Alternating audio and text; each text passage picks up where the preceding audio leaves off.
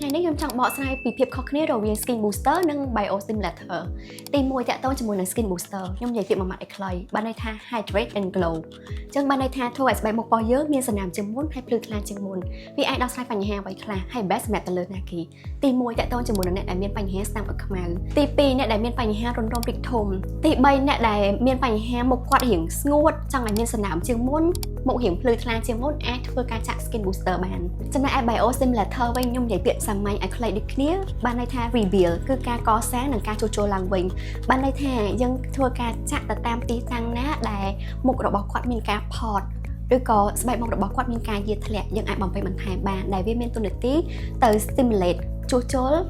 ផលិតឡើងវិញនៅពពុះ collagen និង elastin នៅខាងក្រោមស្បែករបស់យើងតែការផលិតហ្នឹងគឺផលិតតាមបែបធម្មជាតិពីមួយថ្ងៃទៅមួយថ្ងៃពីមួយខែទៅមួយខែដែលយើងឃើញ result គឺ natural ធម្មជាតិតែម្ដងដូច្នេះខ្ញុំអាចណែនាំបានសម្រាប់អ្នកដែលមានបញ្ហាស្បែកមុខយាធ្លាក់ឬក៏ស្បែកមុខរបស់គាត់មានការផកនៅទីតាំងណាអាចនឹងចង់បំពេញបន្ថែមបានអញ្ចឹងអ្នកទាំងអស់គ្នាមានចំណុចអីបន្ថែមអត់តាក់ទងជាមួយនឹង skin booster ឬក៏ biostimulator អាចធ្វើការ comment ខាងក្រោមបាន